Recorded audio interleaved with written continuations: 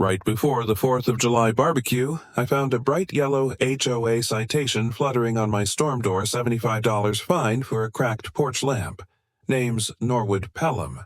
Retired from Chattanooga's infrastructure division, still live by the codes I helped write. The envelope crinkled in my hand, but the real shift came when I slid an old flash drive across the table, the same one they never thought to ask about. Ever had someone pull rank on you not knowing you wrote the rulebook? A yellow envelope flapped on my storm door like it was trying to fly away from the shame of what it carried. I stood there a full beat before peeling it free. It wasn't my birthday. No one I knew sent mail anymore, so I already knew it wasn't good. HOA violation, bold, red across the top. Beneath, in all caps, a fine of $75. Reason, cracked porch lamp. Safety hazard. A time-stamped photo showed my own front stoop, 3:17 p.m., with a zoom-in on the old sconce just above the mailbox. The fracture in the glass, barely a crescent, looked magnified somehow, like the camera had gone out of its way to find fault. Across the street, Marva Hockley's curtains twitched. I caught the shadow of her shoulders, arms folded so tightly she might have bruised her own elbows. She didn't wave, just stood there, likely counting how many seconds it would take for me to find the notice, as if the sting needed a witness. I didn't crumple the citation. Instead, I stepped outside and stood directly under the porch lamp. The thing had been there since 2004. Bought it myself after a long bid on a county road project wrapped early. The glass casing had a hairline fracture, nothing you'd see unless the sun hit from the west, and only then if you squinted. I looked west. Afternoon light slid across the neighborhood like syrup on warm cornbread. And sure enough, a faint shimmer flickered in the glass. It looked like a spiderweb frozen in amber. My hand brushed the frame.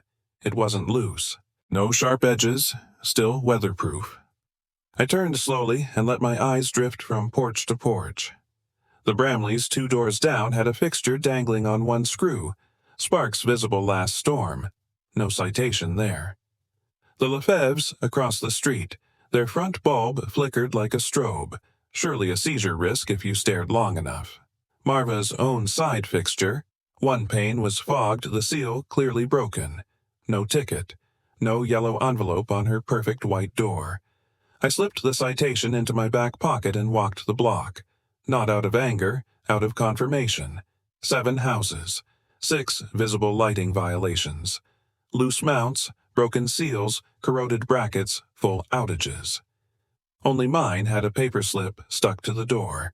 Back in my garage, the dust was thick as ever. The scent of motor oil and old sawdust clung to the corners like stubborn memories.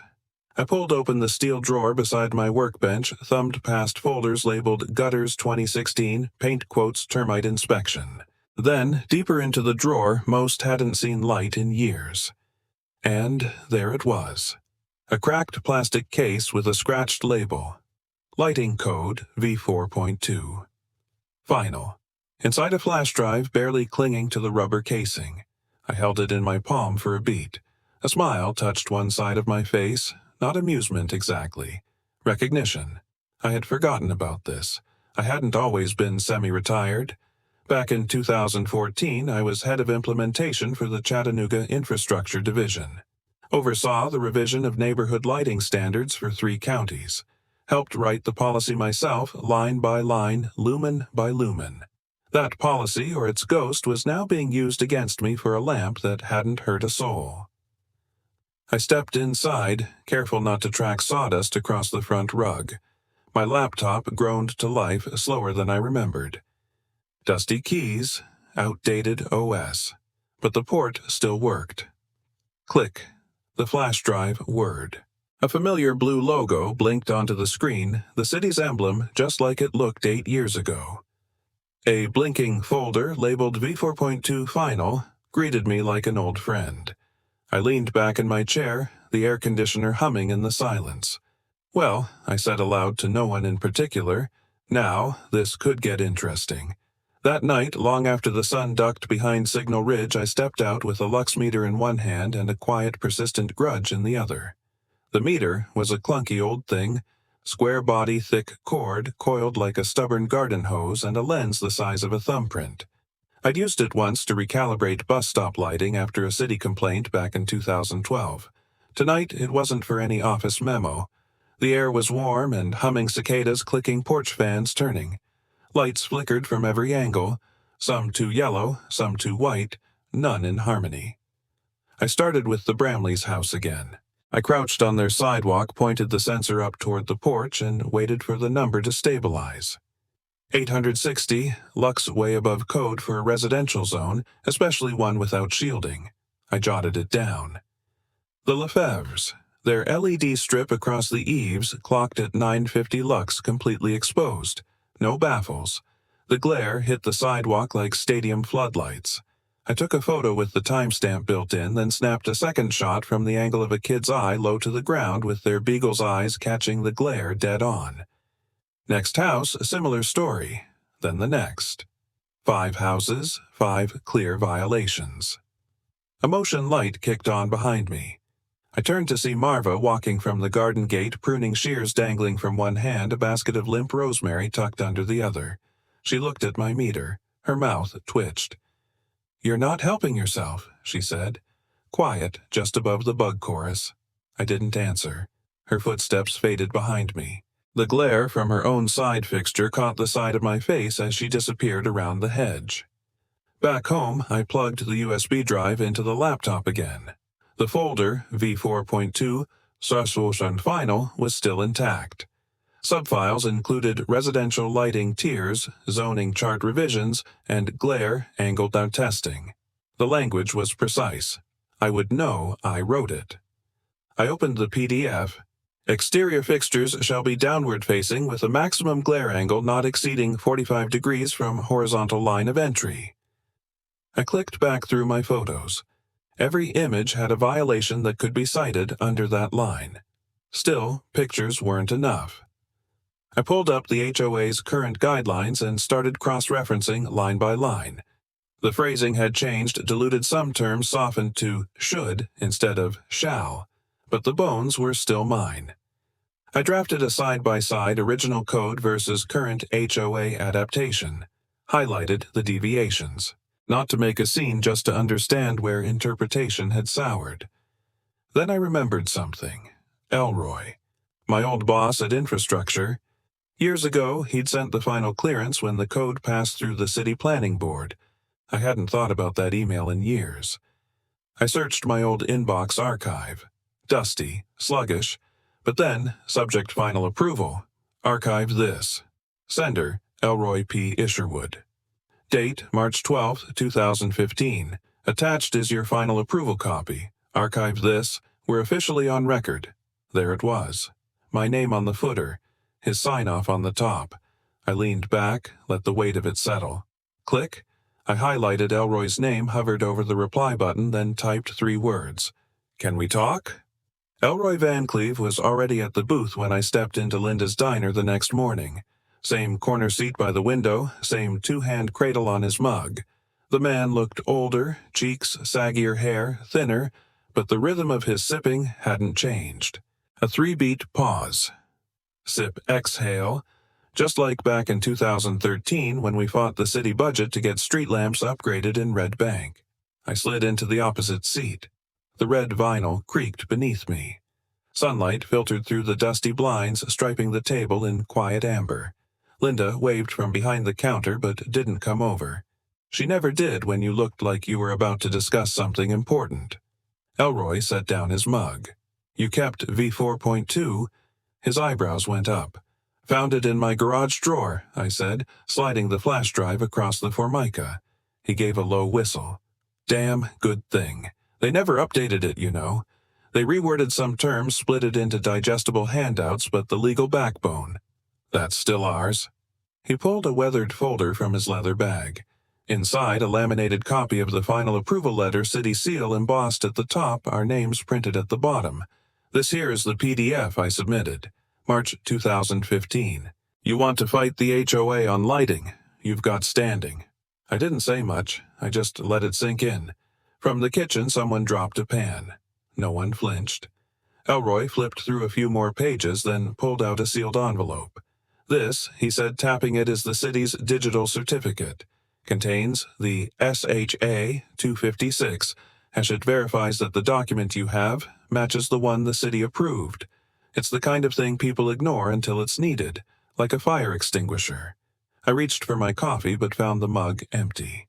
Linda must have noticed she drifted over without a word and poured me half a cup, steam rising in ribbons. Her name tag was chipped.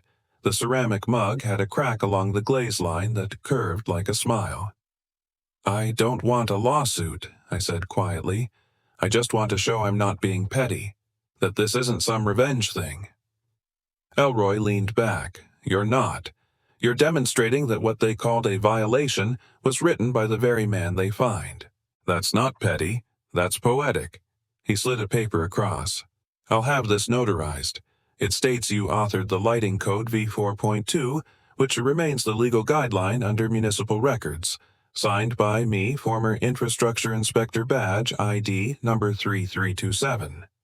Then, as casually as someone setting down a spoon, he reached into his bag and laid his old inspector's badge on the table. It caught a sliver of sun and gleamed against the laminated menu. The number was still etched clearly. He tapped it twice. "If you're heading to a meeting," he said, grinning, "I'll wear this. Haven't had reason to in years." I smiled, despite myself. The badge sat between us, quiet and weighty. Not power presence.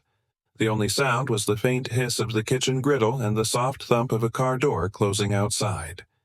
The slip came in the mail like a courtroom summons, stark white envelope. All caps, mandatory special session.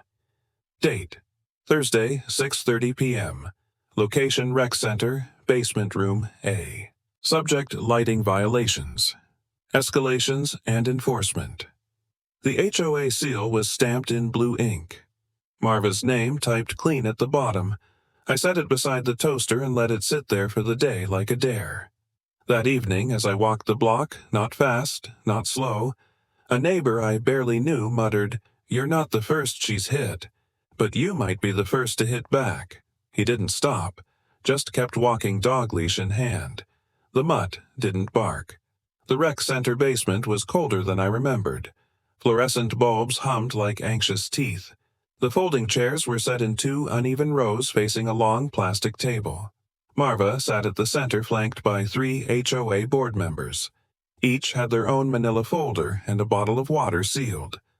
I counted 15 residents seated, mostly older, a few in polos, one teen scrolling a phone in the back. Everyone's posture said the same thing: I'd rather be anywhere else. "Let's come to order," Marva announced, tapping a yellow folder as if it were a gavel. "This session has been called to address a growing number of lighting violations across the community. In particular, repeat offenses that compromise both safety and aesthetic uniformity." She handed copies of a stapled packet down each row. I got mine last. My name was bolded 3 times. 3 instances: cracked glass, misaligned, angle, potential glare issue, all circled in red pen. I didn't speak. Instead, I placed a leather-bound folder, the same one Elroy had notarized the day before, on the table in front of me. I didn't open it, didn't touch it, let it sit like a sealed verdict. Marva continued. Charts, complaint logs, photos printed from someone's phone, too grainy to be legal but dramatic enough for effect. She tapped each with a long red pen. Then someone in the second row, Hank Perrell. I think, or maybe the other Perrell brother, raised a hand. Didn't Norwood work for the city? Heads turned. Marva didn't answer. I stood, slowly. No rustling, no clearing throat, just Rose hands steady. Before we proceed, I said, voice even, "I'd like to read a few lines from a document some of you may have overlooked." I clicked open the leather clasp. Inside, one printed copy of the Chattanooga Residential Lighting Code V4.2, with the city seal embossed on the cover, my name at the footer, and Elroy's signature notarized in black ink. I held it up, not dramatically, just clearly. Let the room see the seal, catch the flicker of the harsh rec room lighting. A few people leaned forward. I turned to the first page. Section 1A. All exterior lighting in residential zones shall adhere to downward shielding maximum angle restrictions and brightness not to exceed 700 lux within 10 feet of entryways. My voice didn't rise. I let the words speak for themselves. Behind me, a chair creaked. Marva's pen stopped tapping. Section 2C. Variances may be granted only when filed in writing with the City Infrastructure Department under prior approval. I closed the folder. No one clapped. No one spoke. I sat down again, rested both hands flat on the folder's edge. Marva didn't pick up her pen again. She didn't look at the board members beside her. She looked at the seal and blinked. I stood at the front of the rec room binder in hand. Lighting code V4.2 was typed across the cover in faded Helvetica. I'd printed it at Office Max, made 3 copies just in case. My hands didn't shake. They never do when it's my work. Behind me, the overhead lights buzzed with that sterile hum that always made people uncomfortable. Metal chairs scraped as someone adjusted their legs. Marva sat at the head table jaw, rigid fingers twitching like she wanted to snatch the binder and slam it shut, but she didn't. I turned page 1. Let the page rustle as it settled. Section 3B. Cracked enclosures not facing a street view corridor shall be classified as non-critical unless said fixture emits measurable glare above 700 lux or contains exposed wiring. I paused. Let me read that again. And I did. Slowly, word by word. Someone coughed in the back. Marva shifted. That's being interpreted loosely, she said. It's not the intent of our guidelines. I didn't respond to her tone. Instead, I flipped to the final page, the signature block. There, in sharp black font, were 2 names, E.P. Isherwood, Chief Infrastructure Inspector, and N.T. Pelham, Technical Author and Contributor. I held it up. This, I said, is not just a rule I'm quoting. It's one I helped write. For the city of Chattanooga. Approved and adopted in 2015. Digitally archived. Legally standing. Several board members leaned forward. I caught the young dad in the 3rd row squinting at the seal. The retired librarian beside him raised her eyebrows. I'd like to point out, I continued, that the crack on my porch lamp, the one photographed at an angle at 3:42 p.m., is not visible from the street at any measurable angle. It emits no glare, no exposed wire, not even a flicker. Marva opened her mouth again, but I raised one hand. I'm not done. I pulled out a second folder. Photographs time-stamped. Last Thursday night, I recorded 5 properties in this neighborhood with violations exceeding what I was cited for. Here's the Bramley's porch unshielded bulb, 920 lux. The Lefebvre's motion floodlight angled directly at pedestrian height. The Morales family 3 LED strips above 1100 lux. Not one of them received a citation. Only me. I didn't have to accuse her of bias. I just laid the numbers down and let the paper speak. From the 3rd row, someone whispered, "Is that legal?" I turned to the board. I'm not here to embarrass anyone. But if this HOA is going to enforce codes, I suggest you read the names on them first. Because I didn't just follow this rule, I helped write it. The words hit like a stone in still water. Gasps scattered across the room, not loud but sharp, like air being sucked through teeth. Marva blinked rapidly. Her lips parted no words. Then behind us the doors creaked open. Everyone turned. Elroy stepped into the room. He wore a tweed coat too heavy for June and carried a manila envelope under one arm. No badge, just presence. He met my eyes, then nodded once. I didn't smile. I didn't have to. Elroy's boots struck the linoleum like punctuation. One step, pause, step again. He made his way to the front of the rec room without glancing sideways. He didn't need to smile. He never did when evidence was about to speak louder than voices. The room didn't shift so much as contract. People leaned forward, phones lowered. Even the metal chair legs seemed to stop squeaking. Behind me, someone whispered just loud enough for silence to carry it. "If this is real, Marva's in trouble." Elroy stood beside me and placed the manila envelope down with care, smoothing it once with the side of his hand. No theatrics, just gravity. "Good evening," he said, not needing volume. "My name is Elroy Van Cleve, former City Infrastructure Inspector Badge ID 3327, retired 2020. He pulled a sheet of paper from the envelope and handed it to me without fanfare. The watermark of the Chattanooga seal shimmered faintly in the artificial light. "This was printed from my inbox this morning," he said. "Time-stamped, official." I held it so the seal faced outward, then began reading aloud. Slowly. "To whom it may concern, this letter confirms that Norwood T. Pelham served as technical author and contributor for the Lighting Code V4.2, approved and enacted by the City of Chattanooga Infrastructure Division in March 2015. As of this writing, said code remains the standing regulatory document regarding residential exterior lighting. C. Danvers. Records Supervisor. City of Chattanooga." No one clapped. No one needed to. The silence itself was complete acknowledgement. At the board table, the HOA members huddled whispering like students after a failed pop quiz. One scribbled something on a legal pad. Another took off her glasses, wiped them with her scarf, then didn't put them back on.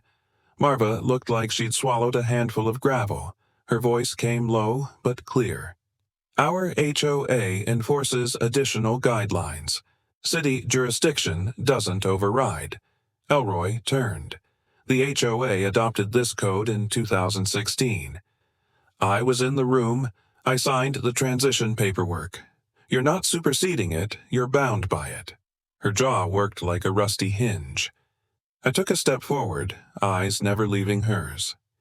"You padlocked my reputation," I said, "with a rule you never understood. And now—" I tapped the letter lightly. "The key's in my pocket." Her face flushed a color I hadn't seen on her before. Not anger, not embarrassment. Something between collapse and clarity. And then the binder in her lap slipped from her knees and hit the floor with a low, resonant thud. It echoed louder than anyone expected. No one moved to help her pick it up. The notice arrived at 7:16 a.m., folded once and tucked under my doormat. I almost didn't see it until I stepped out with my mug of coffee. It read, "Due to health concerns. Marva Hockley has stepped down from her position as president of the Signal Crest Homeowners Association, effective immediately." No signature, just the HOA seal at the bottom and a footnote typed in smaller font. "An interim board will review all citations issued in the last 24 months for procedural irregularities." I stood on the porch a long moment, coffee cooling in my hand, dew still clinging to the hedge leaves like they weren't ready to dry off either. It was a beautiful morning, one of those Tennessee days where the light hadn't yet decided to be harsh. I didn't feel victory. I felt aired out. Around 9, the knock came, not urgent, just present. It was Maureen Canley from 2 doors down, holding a plastic Tupperware container and a sheepish smile. "Zucchini bread," she said. "From my garden. Well, from Kroger, but you get the idea." I nodded. "You didn't have to." She looked down. "I know, but I wanted to." 10 minutes later, Mr. Halvers from the cul-de-sac ambled up the driveway. He didn't speak at first, just handed me a printed photo of his porch date stamped with a loose socket, clearly visible. "Should have been me, not you," he said. "Thanks for not making it worse for the rest of us." I didn't say much that morning. I didn't need to. Around 1100, my phone buzzed. "Elroy." "You see the fallout?" he asked. I saw. "You want in on the advisory board?" "No. You sure they'd listen now?" "I'm sure." He grunted approval disguised as disapproval. "Smart. You only ever liked the rules, not the rooms." He hung up before I could say goodbye. Sometime after lunch, while I was oiling the porch hinges, Davy the neighbor boy from across the street wandered over, barefoot, cheeks sun-flushed. He pointed at the light fixture by my door. "Is that the one they made you fix?" I shook my head. "No one made me fix it." He looked confused. "So why now?" I unscrewed the cracked glass cover and held it up. The fracture caught the light just so, not broken, not whole. "Because it's time I said." He watched as I pulled a new piece from a box, slid it in, tightened the screws just enough. "Can you help my dad fix ours?" I paused, then nodded. "Sunday." He grinned. "He'll say yes if you ask first." Just before dusk, as I swept the porch for the second time that day, a light wind stirred the corner of something wedged in the banister. I plucked it free. A single-page flyer printed on recycled cardstock. Community Lighting Workshop, hosted by Norwood Pelham. Sundays at 4 p.m. Rec Room B. Open to all residents, no RSVP required. At the bottom a note in small script. Learn the code. Light the way. I didn't smile, but I did feel something shift, like the neighborhood had exhaled. 3 months later, my backyard smelled of cinnamon mulch and late tomatoes.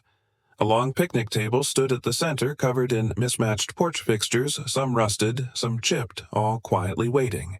12 of them arranged like patients in a waiting room. I had labeled them with masking tape, loose socket flickers. Intermittently, hazard exposed wiring. Above them, strung between the trees, Edison bulbs cast warm circles of amber light. Elroy insisted on those. You can't teach lighting under bad lighting, he'd said. The hand-painted sign propped against the oak read, "Lighting isn't just brightness, it's belonging." Neighbors filed in slowly. Some brought tools. Others just brought curiosity. Elroy sat on the edge of the porch, nursing a thermos of black coffee. Davy circled the table like a junior docent, occasionally reading labels out loud. I started with the basics, grounding wires, switch boxes, proper bulb wattage. No one interrupted. No one boasted. They just listened. Halfway through, a woman I didn't recognize arrived, early 30s, dark blazer hair pinned up too neatly for a backyard. She settled at the far edge behind the hibiscus planter notebook open. Didn't speak, just wrote. I caught Elroy's glance. He tilted his head and mouthed, "Marva's niece." I said nothing. Let her sit. Let her watch. Davy tapped my elbow.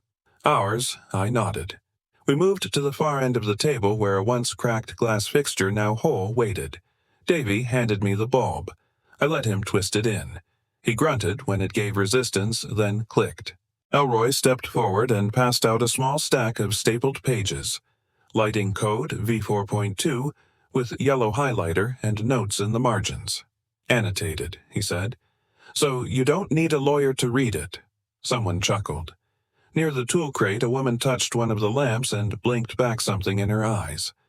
"I've lived here 12 years, she said softly, "and this is the first time it's felt ours." I didn't know what to say to that, so I didn't say anything. Instead, I knelt by the wiring board, flicked the breaker, and watched as Davy hit the switch. One by one, the repaired lamps came alive. Not bright, not brash, just warm. No glares, no flickers. A kind of hush fell not from silence, but from contentment. It was a light that didn't ask to be noticed. It simply allowed people to see. After everyone had gone, I gathered tools, folded the tablecloth, and turned off the breakers. That's when I saw it. A small folded note left on the steps. Taped to a flower stem, peony pale pink. The note read, "Thank you for showing us how to see again." No signature. Didn't need one.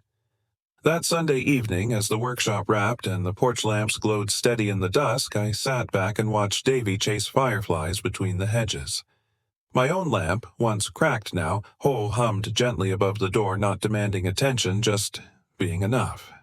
It struck me then we spend so much time bracing for blame, we forget the quiet power of fixing things, not because we have to, but because we choose to. Justice doesn't always roar. Sometimes it arrives in the soft click of a repaired socket and the trust that follows. Sometimes the best way to prove your point is to help others see theirs. Has life ever handed you a second chance in disguise? Feel free to share your story or stick around. There's light enough for all of us here.